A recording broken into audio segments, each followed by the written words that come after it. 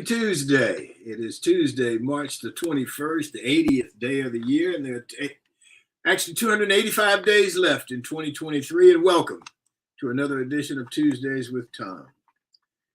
This past week, I got to spend 3 days on the campus of Auburn University. It was a very fun experience. First of all, I was honored to be able to have a comfortable sit-down conversation with a class of honor students. They were wonderful. We laughed, talked, and they questioned me on my life choices and life in general. They were great. On Friday, I had a board meeting with the Auburn Research and Technology Foundation, where I serve as the director. Not as much fun, but more valuable in what it can mean for the university. That same afternoon, there was a meeting with the president, Chris Roberts, President Chris, what I call him. We met on the guys who we call the forgotten ones, the pioneer Black athletes at the university who made significant contributions to the university in those early days of integration. I got to talk with one of those forgotten ones, Clifford Outland. As a track star, Clifford at one time was the fastest man in the world in the 60-yard dash. And finally, that evening, the football lettermen were invited to watch the team scrimmage and later partake in a meal in the new athletic facility. It's awesome. It really is. The scrimmage was entertaining. The meal was good, but the highlight to me was spending time with my former athletes. I got to spend time with my good friend and my brother, Mitzi Jackson. Mitzi is like a brother to me. Randy Walls was our quarterback from the team that was nicknamed the Amazins, a humble man. Randy led us to a 10-1 record. We finished number 5 in the country when everybody was betting against us. The big cat from Bratt was there, Liston Eddings. So was his wife. The first black coaches hired under Pat Dye, James Daniel and Joe Witt, were there.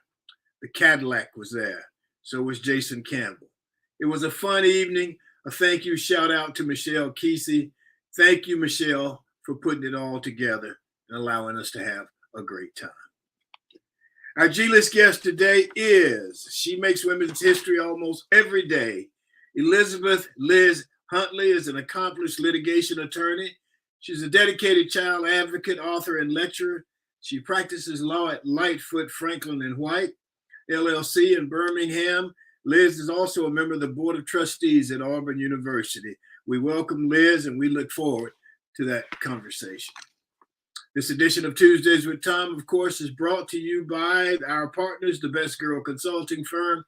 Best Girl has been providing customized solutions to executive issues for 34 years. Let's hear from Best Girl.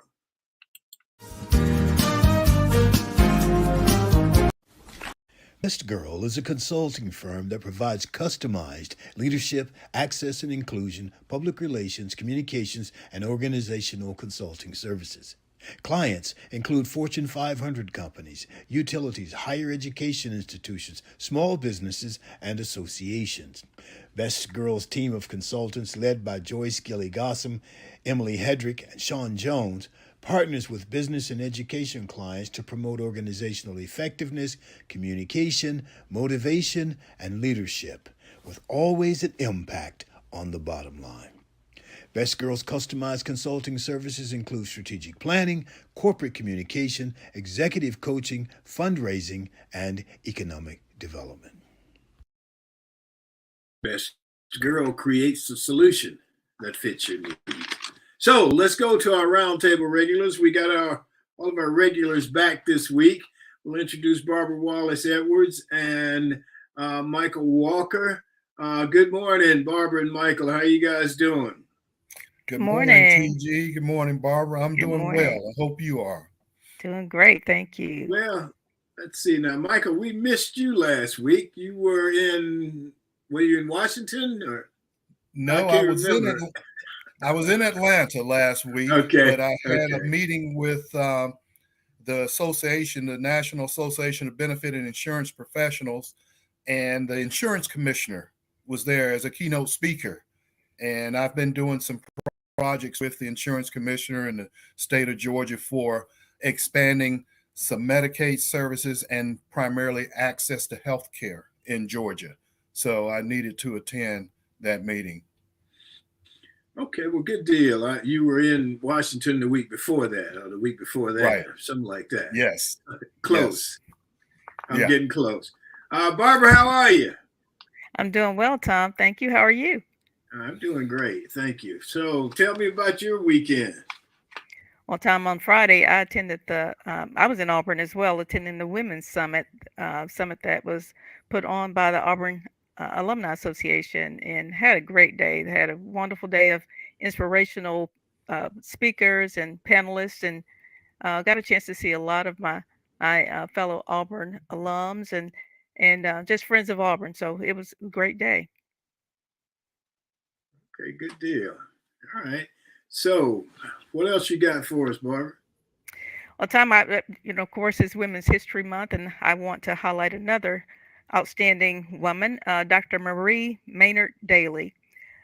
She was a biochemist and the first Black woman to obtain a PhD in chemistry in the United States. She made several critical contributions to medicine, including the discovery of the relationship between high cholesterol and heart disease, and conducting pioneering research into the efforts of cigarette smoke on the lungs. Her work created a new understanding of how food, diet, and lifestyle can affect heart health. In addition to her research, Daly taught biochemistry courses and advocated for natural health. Okay, thank you. So, Yes. Michael, I know you're a big basketball fan. Were you watching basketball this weekend? Yes, sir. I was. It was a smorgasbord of basketball. Smorgasbord of basketball. So, who struck your fancy? I know Auburn lost, so I guess that's off the table. Well, yeah, that's off the table, but we didn't expect a deep run from this team, to be honest with you. I tell you what was really exciting was watching Fairleigh Dickinson University, as they are known now as FDU, take down Purdue.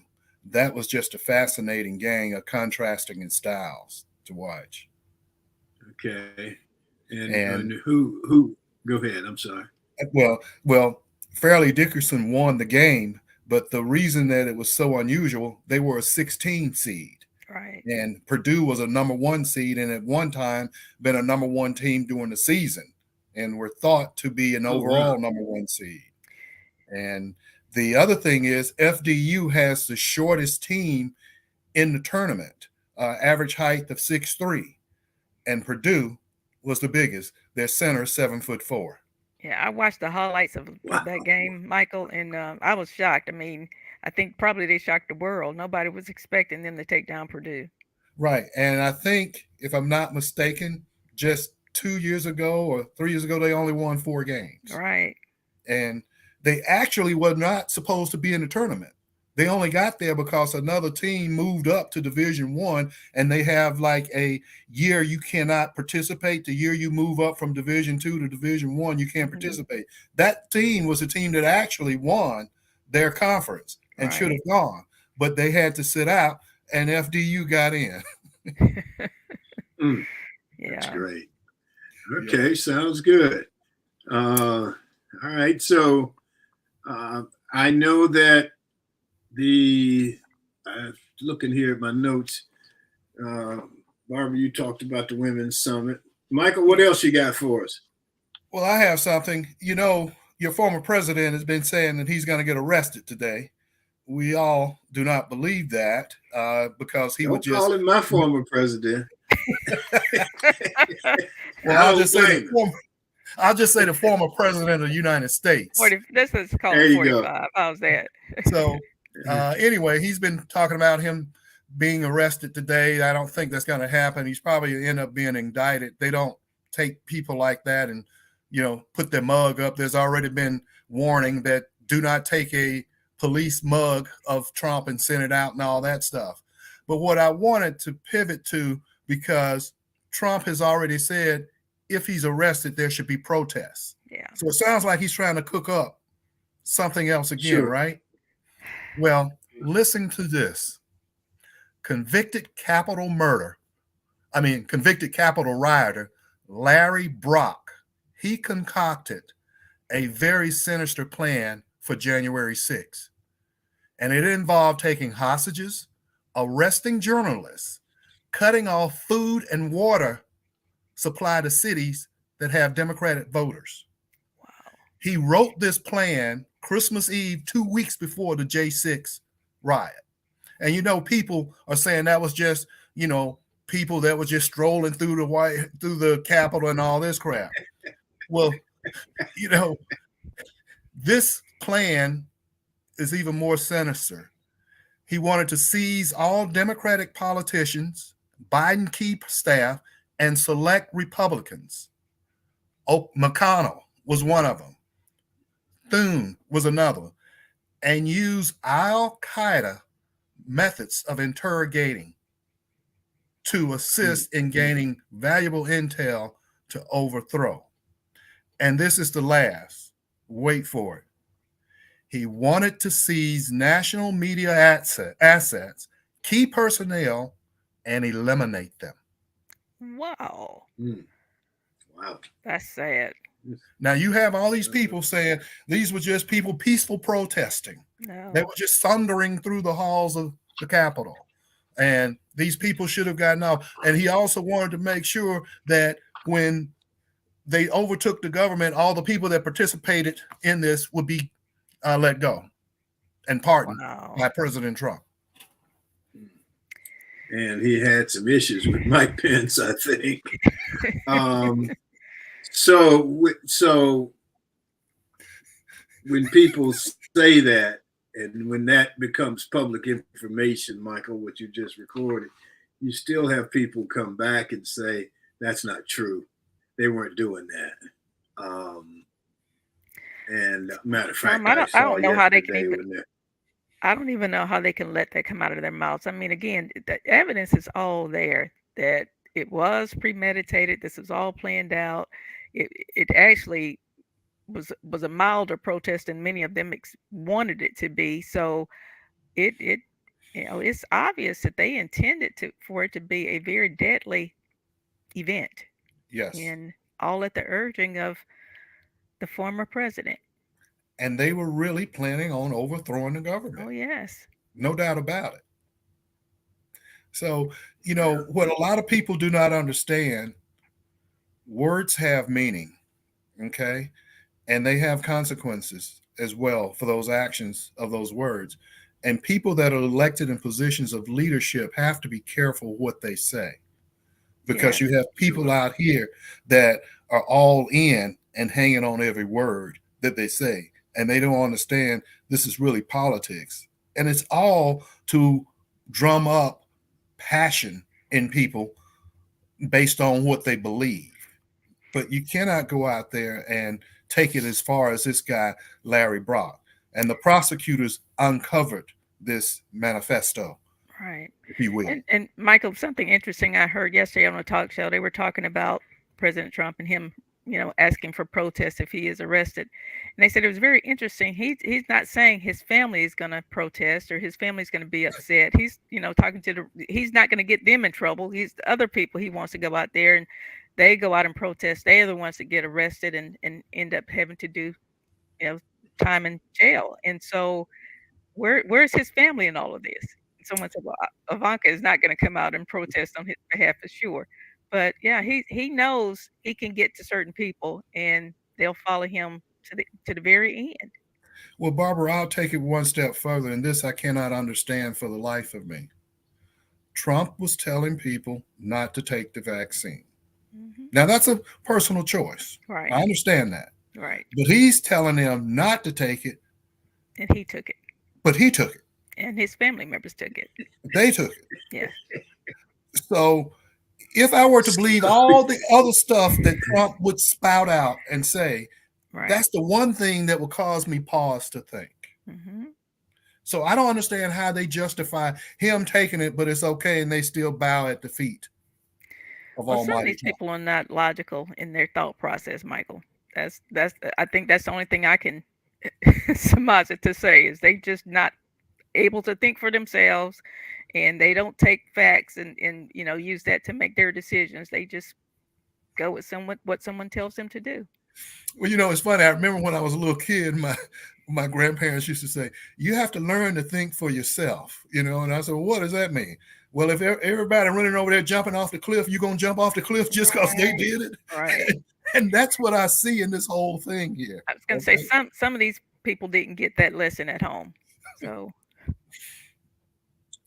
I think they just want to believe what they want to believe. And unfortunately, that's not truth. Right. And so we'll see. I mean, I saw this, when they have when something happens and they have the opposite sides on the news, which isn't news, by the way, but they have opposite sides of opinion. And so they have the Democrat, they have the Republican. And sometimes it's like this guy yesterday who was defending Trump's position. Last week, he was against Trump, but this week, it's more favorable to be for him. Yeah. And they say that Michael Cohen is a liar. Well, he's admitted to being a liar. Right. He said that's why he went to jail. I don't know. Our politics is bad. It's strange. Well, they want to discredit Michael Cohen because of his testimony that he was involved in providing hush money to Stormy Daniels. So what you're talking about, Thom, Michael Cohen is a liar and all of this stuff, so he can't be held as a credible witness is what they're trying to do now because of that. But the man said, I gave the money to Stormy Daniels for the hush money. And this is what all this is centered around. And they want to say, well, that would just be a misdemeanor if it was anybody else. It shouldn't be a felony and all of this type of stuff. So they're selectively picking what they want to use. Most definitely. Yeah. And they're calling him a liar, but they're not calling Trump a liar. Trump never lied. Okay. I somehow wish she could just go away. We could maybe move to more peaceful times, but I don't think we'll be peaceful as long as he's around. And well, do you think there would be protests if he's ever fast, didn't he? In fact, DeSantis jumped on that bandwagon fast, buddy. He said, yeah, he defended Trump in some way. It's like, well, I guess he's figuring out that maybe the numbers aren't quite where he needs them to be in his run for the presidency. And he, again, I've said, growing up with George Wallace, DeSantis reminds me so much of George Wallace. He'll say whatever he needs to say to get where he needs to go, where he wants to go. So we'll just have to get on that train and ride and see where it takes us. Yeah. So true. You guys got anything else? Either one? Okay. All right, well, let's move on. Sean's got a minute for us. Sean, good morning. How are you?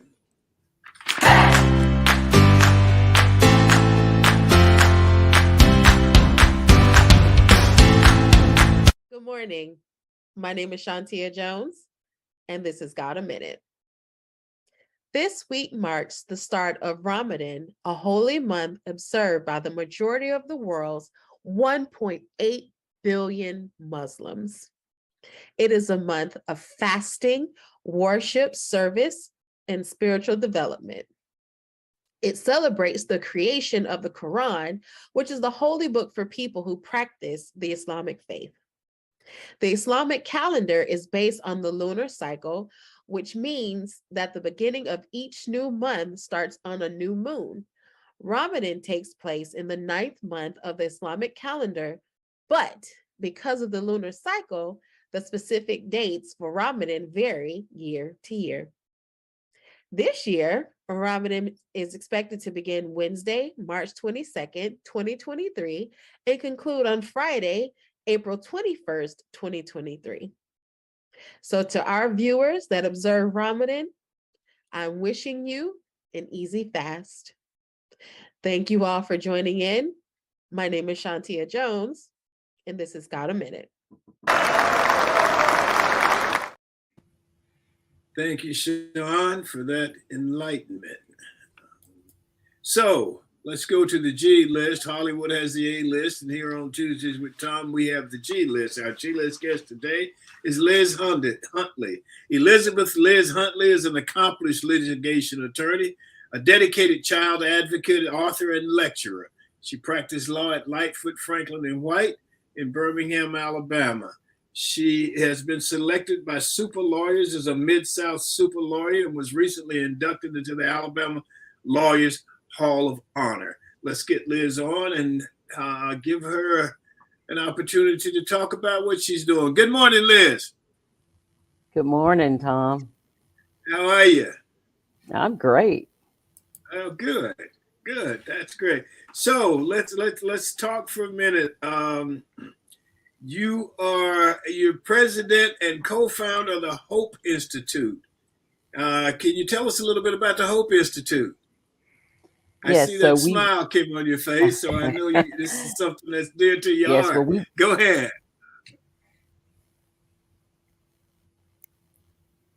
Did we freeze up? Yes, so at the Hope Institute, we work with school teams to help them build a culture of character. Can you hear me? Yes. Yes. Okay. We hear you. Yes. Okay. At the Hope Institute, we work with school teams to help them build a culture of character in their schools, making character the plate. You know, as LA said, you know, we shouldn't just educate kids to be smart kids, but good kids as well. And that's a paraphrase. But it really, with my background, it really was, you know, positive, strong relationships that instilled perseverance and integrity and all of those things in me that helped shape me into who I am today. And so this is a way to pay that forward by helping schools focus on that as a part of how they educate our children in the state of Alabama. And I founded it with Drayton Neighbors, who's he's a lawyer as well. We're both recovering doing this work. And he is the former Chief Justice of the Alabama Supreme Court. Yeah, I remember him. Another quick question before we move on. You published your memoir a few years ago. I remember when it came out, More Than a Bird. Can you just tell us a little bit about it? Yes, so it's my personal story. It's a story of, you know, from tragedy to triumph, right? Basically, I was born, parents were drug dealers, you know, in and out of foster homes, sexually abused, really traumatic childhood from early childhood to high school. But, you know, through God putting the right people in my life at the right time and really, you know, my faith and in my church and all of those people in the community that poured into me to help shape me to who I am in spite of all of those things. So it's really just a praise book is what I call it, you know, a book of my testimony. But I wrote it mainly for young people because it's written on a 6th grade level. I wrote it because I wanted young people to hear my story and know that no matter what their circumstances are, they can overcome them because they're always going to be good people in their community, in their school that can be advocates for them and help them through no matter what they're going through. I agree. Okay, let's, Barbie, you got a question for Liz? I do. Good morning, Liz. How are you? But I do have a question, Liz. I know even though you had humble beginnings and had difficulties throughout your life, you ended up a student at Auburn University and ran for SGA president while you were there. But many years later, your daughter, Ada Ruth, came to Auburn and actually had a successful bid as SGA president. Talk to us about that and how did that make you feel? Well, first of all, I told her not to run.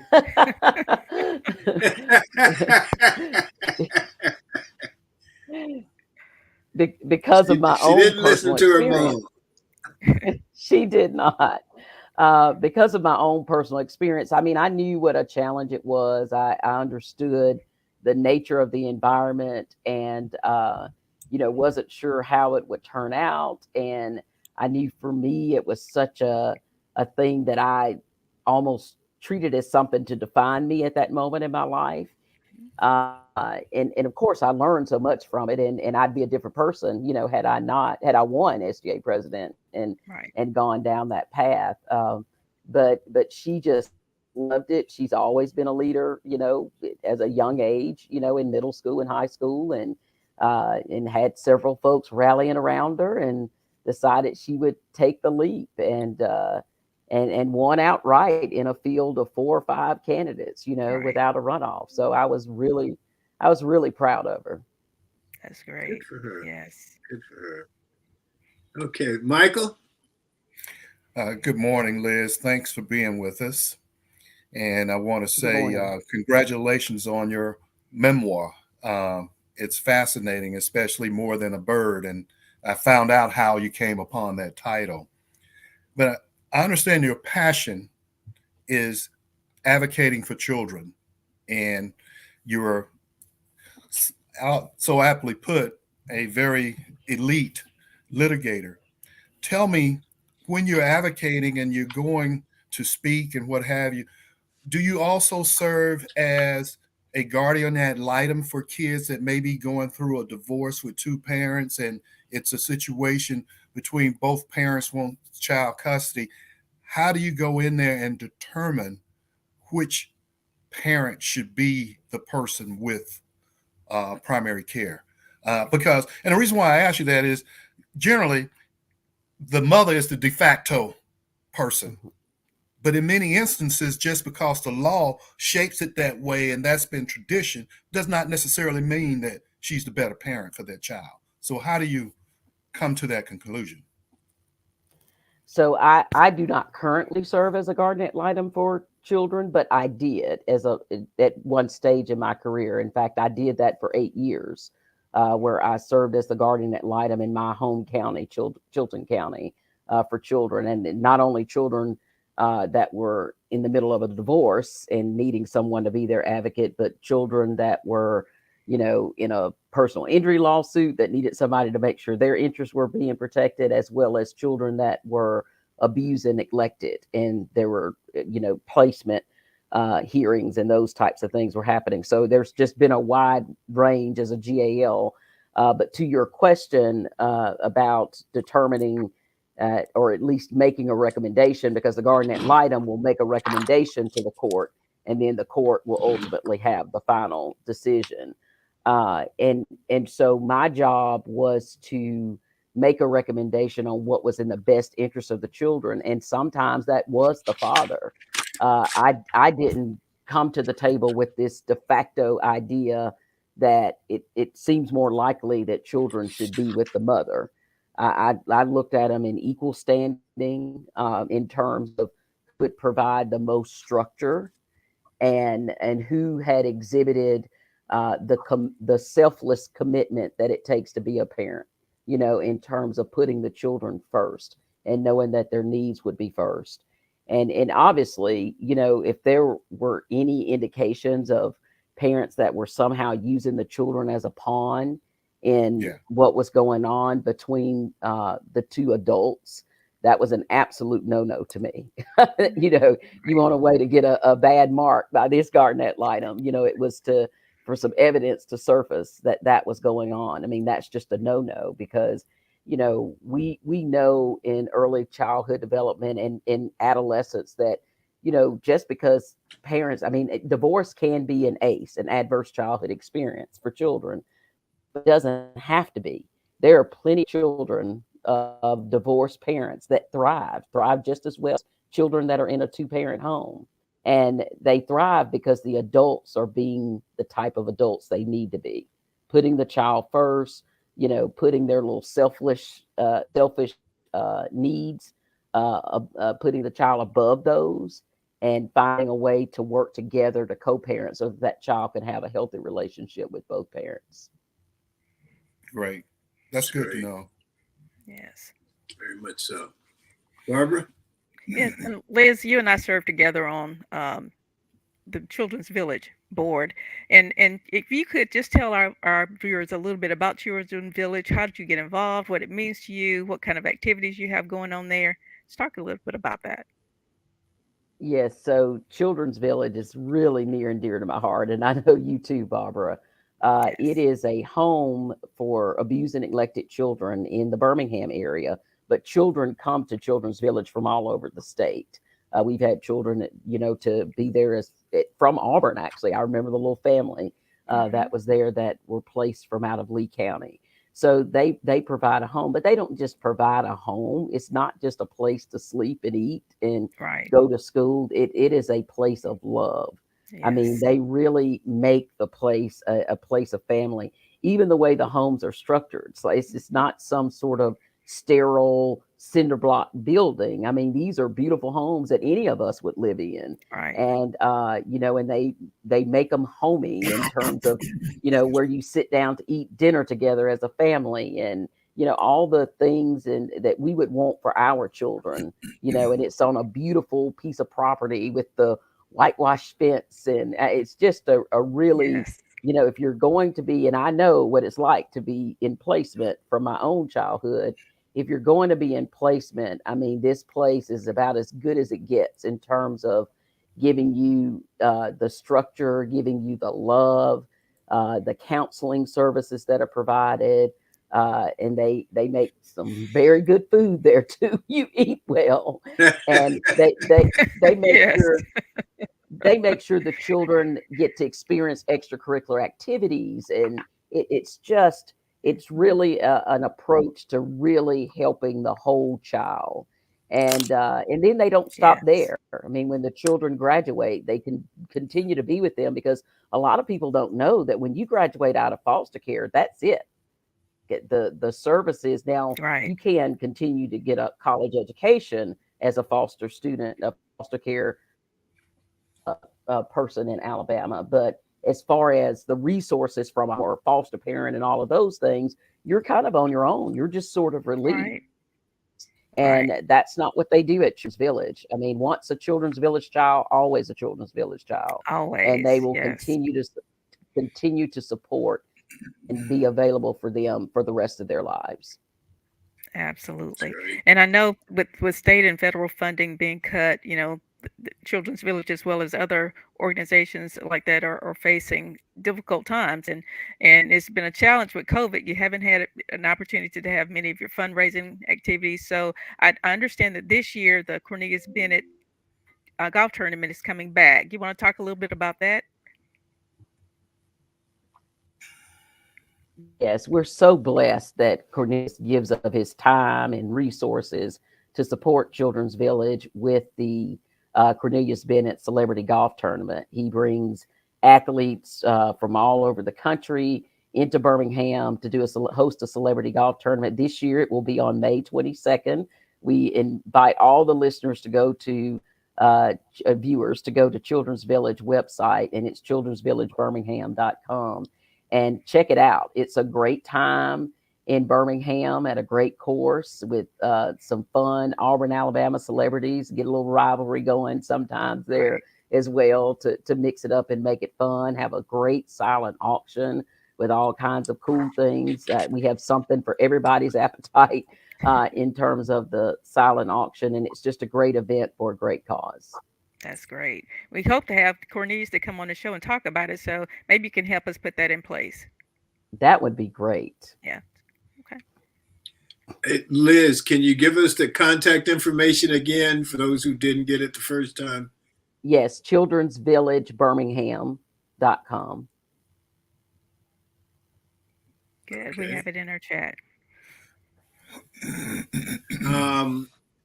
So Michael mentioned the title of your book, More Than a Bird, and we've all had the opportunity to know the significance of that, but can you just tell us, for the audience, the significance of the title?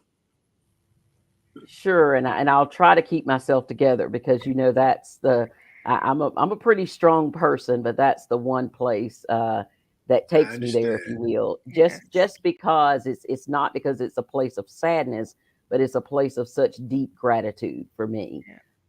Because when I was in the third grade, I'll never forget, last day of school, I got on the bus and just started to cry because the buffer of school was sort of my little sanctuary where I could go and escape all the bad things that were happening in my home.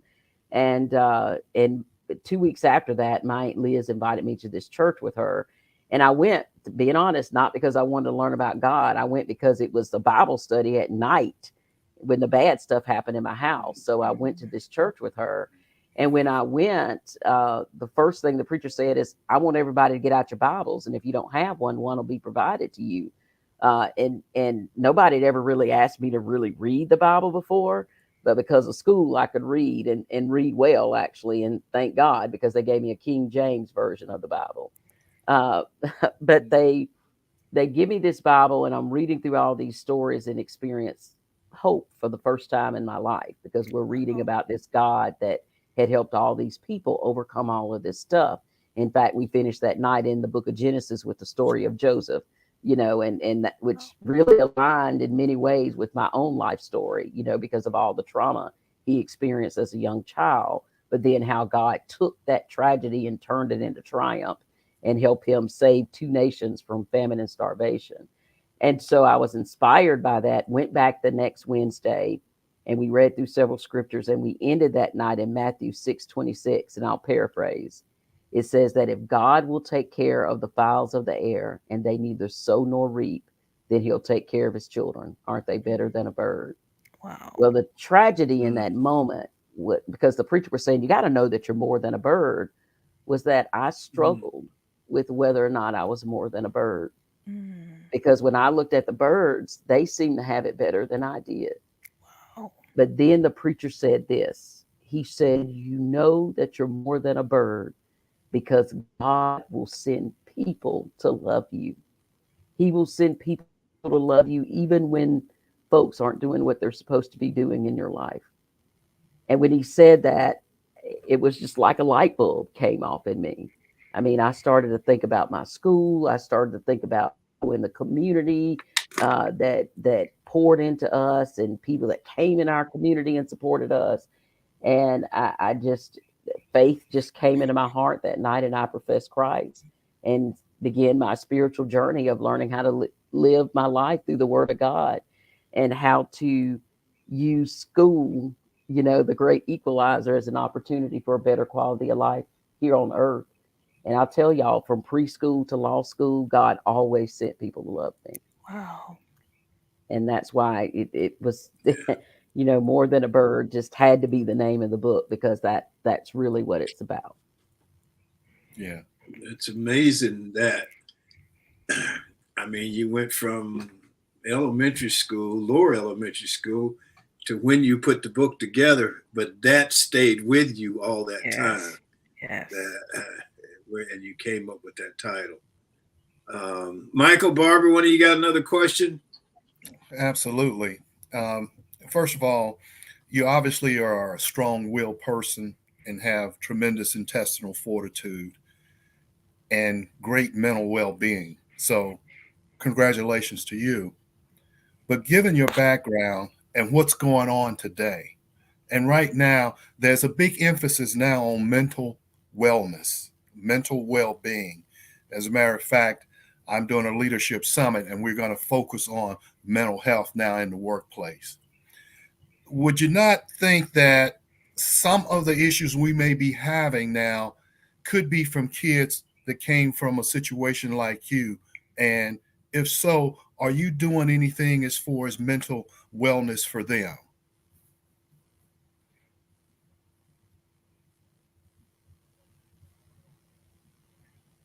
I think maybe frozen. So can you hear me? Yes, we hear you now. Yes. Sorry about that. Can y'all hear me? Yes. Yes. Okay. So first of all, I do have to give a shout out. I do have to give a shout out to my daughter on that.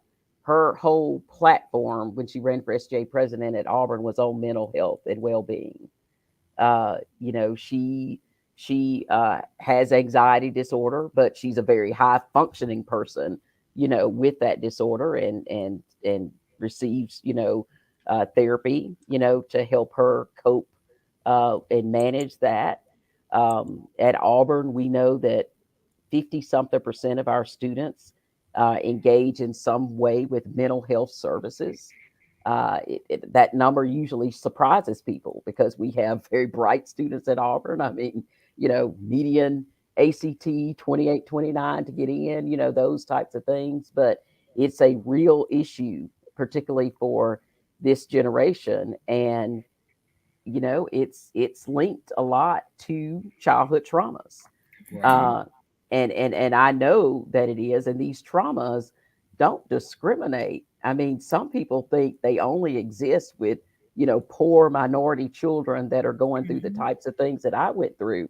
But as somebody who was a GAL for 8 years representing children, they came from 7-figure houses and trailer parks and parks and housing projects. Trauma does not discriminate, and it's real. And when children experience those things, if they aren't treated and dealt with in real time, they can leave lasting challenges on a person's mental well-being. And I'm really proud that my daughter, it's like I said, shout out to her for advocating in that realm. As for me, obviously, when you're talking about building a culture of character, one of the focuses in your school would be to provide a safe space for a child's mental health and well-being. And so there's so many things out there when you're talking about relationships. A big thing we talk about is knowing the story behind the eyes of a child, because the way you care for one child might look different for another because of their needs or because of their circumstances. And so really understanding that as educators is a big emphasis on what we do through our school teams in terms of building that culture of character and recognizing, the power of nurturing relationships for children that are going through those things. We know from science that it can actually buffer them from the type of damage that can occur from that trauma. So advocating for these types of environments for children in school, because we have no idea who's going through that trauma. We have no idea what the stories are behind the eyes of the children when they walk in the school building. So developing these sort of nurturing, caring communities within a school is a tremendous way, because that's what happened to me. The buffer of the school allowed me to heal. Like if something bad happened at night, you go into this nurturing, positive environment the next day. And now instead of bad hormones being released like cortisol, you've got good hormones being released. And when you think about a school is in a child's life and present way more than home, during those 270 days out of the year. So the buffering effect, that can be very powerful to minimizing the long-term damage and effect of childhood trauma. Yeah. Well, just to piggyback on that, do you feel like people in the African American community, are they becoming more comfortable with that? Because, I will at least say the way I was raised, I remember as a kid, they used to say, so-and-so is having a nervous breakdown, and I always wondered, well, what's a nervous breakdown? And as I got older, I started to understand, but they always had places to go where they were kind of ostracized. And now I think they're trying to come back and keep them integrated into society. But I do feel like we in the African American community may have a long way to go before we get comfortable dealing with that. Has that been your findings? It really has. And what we've learned is that the medical community in the mental health world and the psychology and psychiatry world, they recognize this as an issue. And there are lots of programs that are being rolled out to better educate our community, our Black community, on these issues. I know UAB has a very robust program in Birmingham in terms of outreach into the communities to help people understand what these things are. The other thing that's going on that's different from our generation, because Michael, I agree. I remember, my uncle was mentally ill. That's why I ended up in a foster home. Nobody knew how to really control his paranoid schizophrenia, and he'd get violent and he'd beat us up, and law enforcement would be called, and we'd have to go to, and that was just a a roller coaster ride, Right. but we live in an environment today where education is at your fingertips. Like, kids are so much more educated. They can tell you what's going on before you even know. Right. They know when they're exhibiting symptoms of ADHD or, any of these things. And they start to educate themselves, empower themselves with information on how to deal with it, because it's very frustrating to them, when they can't focus or they, so but we didn't have that. We just overheard Right. grown folk talking, and, that people were characterized a certain way, and quite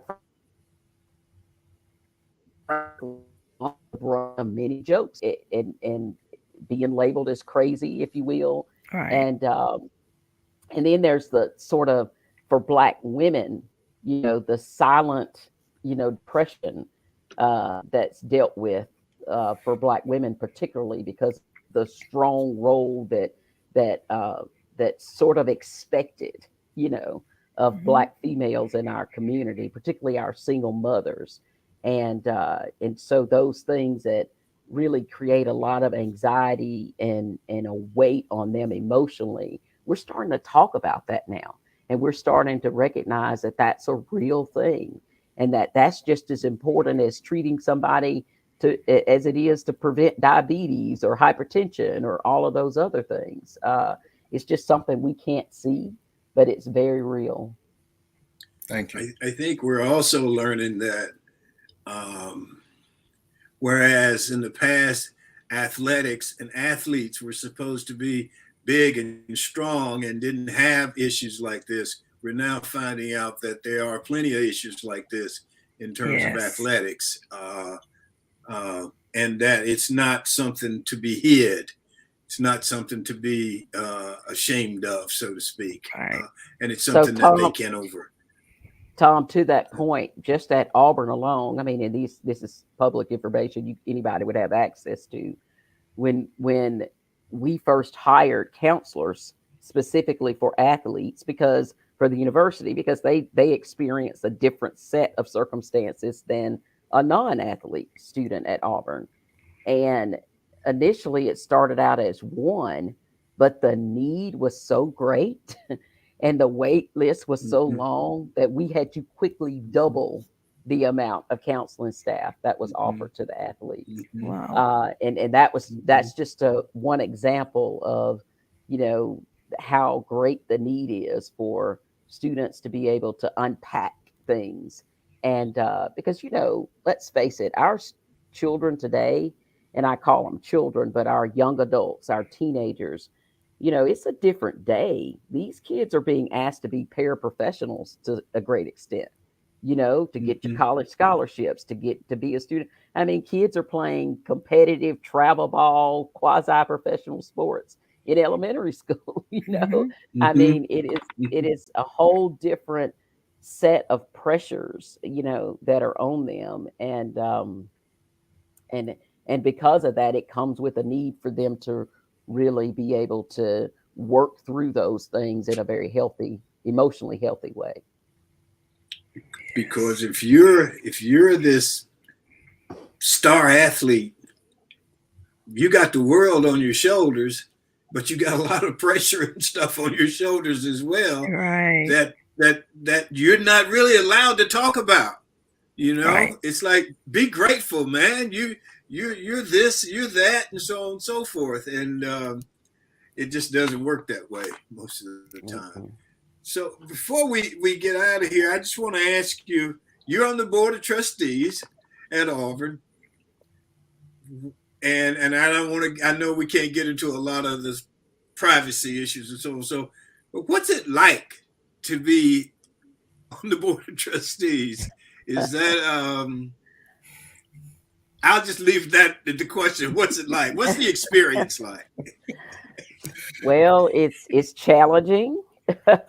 It's rewarding. So it's both challenging and rewarding, right? I mean, Mm-hmm. my Auburn, the good, the bad, the ugly, and the great, all that it is still the university that shaped me as an adult. You know, Sure. And I'm very grateful for that. I'm very grateful. I mean, I went to Auburn on a full scholarship. I didn't have to pay for college. It was, there were good and bad experiences that I had there, but it was the collection of all of those experiences that shaped me. And it's really a great institution that I'm proud to serve, because it's truly a position of service, being on the board. But it's very challenging because, our board we got 16 people with very strong personalities, with different backgrounds. I didn't realize it was 16 now. Wow. Okay. Yes. So it's 16. Well, the active member on the board. So there's really 15 that are very active, that are the active regular members of the board. And, and people have different backgrounds, different perspectives. Everybody loves their Auburn, and everybody has their version of their Auburn that they want to advocate for. Right. But it's that love for Auburn that I think helps the board, in spite of all of our different personalities and differences of opinion, do what we think ends up being the best thing for Auburn as a whole. Because I can tell you, there are decisions that are made that I might be the solo dissenter, but we find a way to work through those things and figure out how to find a way to move forward that's best for Auburn. And does that have some tense moments? It does. I mean, if we're uncovering, but that shouldn't surprise anybody, right? If you know the personalities on our board, it shouldn't surprise anybody that we all are very passionate and about Auburn, and passionate about, how we see our institution. But, Auburn is such a, how would I describe it? As I look at Auburn as a giving institution. Like I said, I know we got all of our issues and things. It's not perfect. Sure. I don't put a halo on top of Sanford Hall by any means, but when you look at all that it does to impact society, not just from research and the agriculture with its roots, but through engineering, through the health, even the health profession, through the stuff that's done in outreach at our extension offices across the state, through the stuff that's done in other third world countries that's helping with sustainability. I mean, it is, all of the neat things that are going on in human sciences are just fascinating, in terms of how it's helping the world. And it really does. I mean, it helps the world in so many unique ways that people don't even know, because I don't think we tell our story enough, quite frankly, of all of the great things that happen. But it will always be a work in progress in every issue, from issues of diversity to issues of athletics to issues of, social things, because it's a institution of higher learning. And that's what's going to happen in a higher ed institution. It's the clash of all the different perspectives and life experiences and thoughts that are all trying to find their way to sort of dance together, if you will, to make what's called Auburn. And it is, there are moments you love it. There's some moments you're mad as heck at it and hate it. It's almost like a parent. It's like a parent when you think about it, right? There are days we just love our mama. Oh, can't get enough of our mama, right?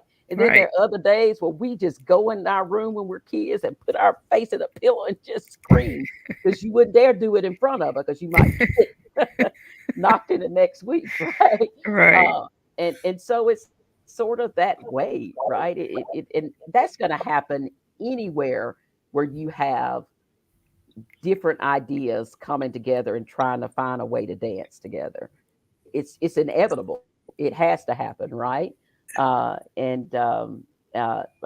do love it. I love being able to serve on the board and make the contributions. My focus is really, every trustee has a thing that they really like to focus on. It's personal to them. And for me, it's been about the student experience. If you look back on the things that I've been heavily involved in and really wanted to focus and serve on, have been the things that have been related to the student experience, with an emphasis on the minority student experience. And so that's been very important to me. And I hope that when I do eventually roll off the board, I can look back and know that, because I was there, God was able to use me in a way to improve the quality of the student experience on Auburn's campus. And it's the students that make a difference. Joyce, Yes. my wife, and I, we were in New York, and we were waiting on the taxi, and you stand in this line and the taxis come up, and so because the line winds around, you can sit your bag over here and then get around to where your bag is. And so when I got to my bag, this young lady came up to me and she said, I've been watching that bag because I wanted to see whose bag it was, because my bag has an Auburn tag on it. She said, and I just graduated and I wanted to see whose bag that was so I could say War Eagle to you. Thank you. Thank you so much. And I was having one of those days that wasn't one of the best days, and she made it one of the best days. She really did. How about that? Thank you so much for your service, Liz. We appreciate it. And we certainly appreciate you being with us this morning and sharing your story. It's been wonderful. I was excited. Anybody got any final comments? I just want to say thank you very much for being with us, Liz, today. You've been a wonderful guest. Yes, thank you, Liz. And I certainly appreciated the candid conversation we had about mental health issues and all of the things that you had to endure. Thank you so much, and very inspiring. Thank you. So, all righty, we're going to move on and close it out.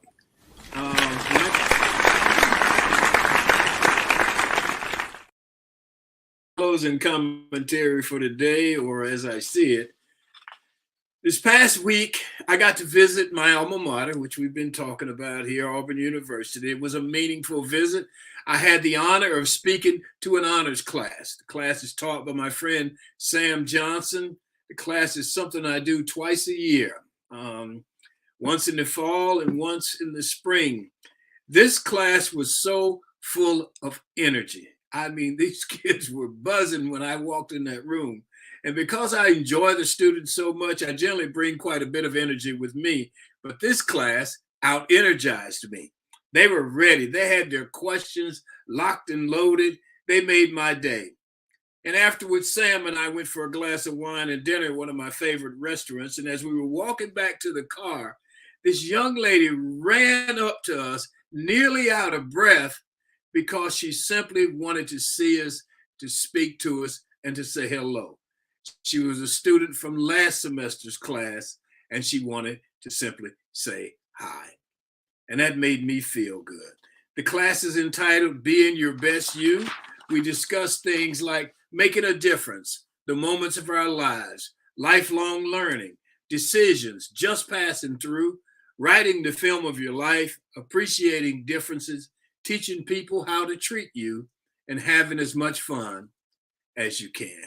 It's a wonderful class. The students make it so enjoyable. I want to thank my man Sam for inviting me. Thank the students for making it so much fun. And that is how I see it on this March 21st in the year 2023. That's our show for today. We want to thank the audience. We appreciate you.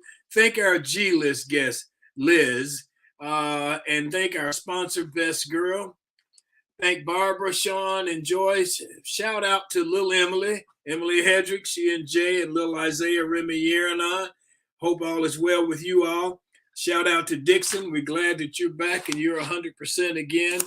And that's it for this Tuesday on this March 21st in the year 2023. Remember, enjoy yourself.